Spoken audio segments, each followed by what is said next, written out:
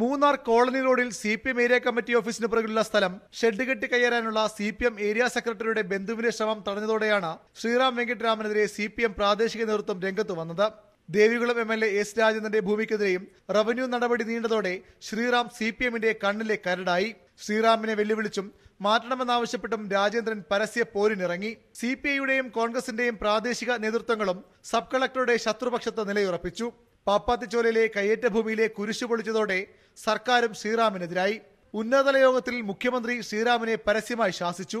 പ്രാദേശിക നേതൃത്വത്തിന്റെ എതിർപ്പ് അവഗണിച്ച് CPI സംസ്ഥാന നേതൃത്വവും റവന്യൂ മന്ത്രിയും ശ്രീറാമിനെ സംരക്ഷണമൊരുക്കി. കടുത്ത എതിർപ്പ് അവഗണിച്ച് കയ്യേറ്റമൊഴിപ്പിക്കൽ നടപടികൾ പുരോഗമിക്കുന്നതിനിടെ CPI CPM നേതൃത്വങ്ങൾ തമ്മിലും ശക്തമായ ചേരിപ്പോരുണ്ടായി. മുഖ്യമന്ത്രി വിളിച്ച യോഗം റവന്യൂ മന്ത്രി ബഹിഷ്കരിക്കുന്നതുവരെ എത്തി കാര്യങ്ങൾ.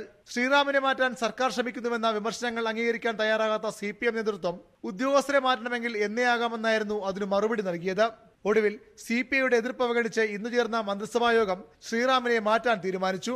ചീഫ് സെക്രട്ടറി നളിനി നെറ്റോയാണ് ശ്രീറാമിനെ മാറ്റുന്ന കാര്യം മന്ത്രിസഭാ യോഗത്തിൽ അവതരിപ്പിച്ചത്.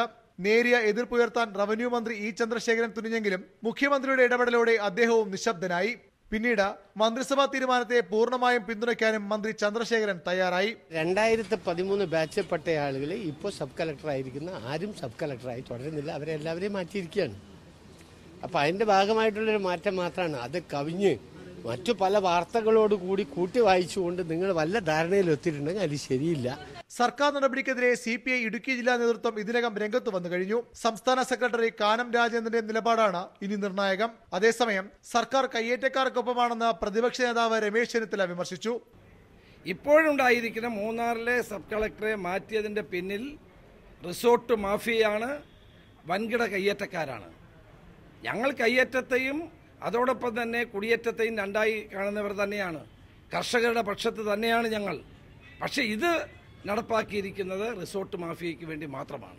സർക്കാർ നടപടി മാഫിയകൾക്ക് വേണ്ടിയാണെന്ന് പറഞ്ഞ KPCC അധ്യക്ഷൻ MM ഹസൻ പാർട്ടി ഉപാധ്യക്ഷൻ AK മണിയുടെ നിലപാട് തള്ളി.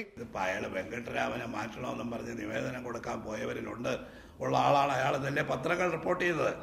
അപ്പൊ അതിൽ ആ പശ്ചാത്തലത്തിൽ അയാൾ പറയുന്ന ഈ അഭിപ്രായത്തിൽ ഞങ്ങൾക്ക് ഒരു അത്ഭുതവും തോന്നുന്നില്ല. കാരണം അതുകൊണ്ടാണ് ഇതിനാണ് അയാളോട് വിശദീകരണം ചോദിച്ചിട്ടുള്ളത്. മാനന്തവാടി സബ് കളക്ടറായിരുന്ന പ്രേംകുമാറാണ് ദേവികുളത്ത് ശ്രീറാം വെങ്കിട്ടരാമന്റെ പിൻഗാമി. ന്യൂസ് 18 തിരുവനന്തപുരം.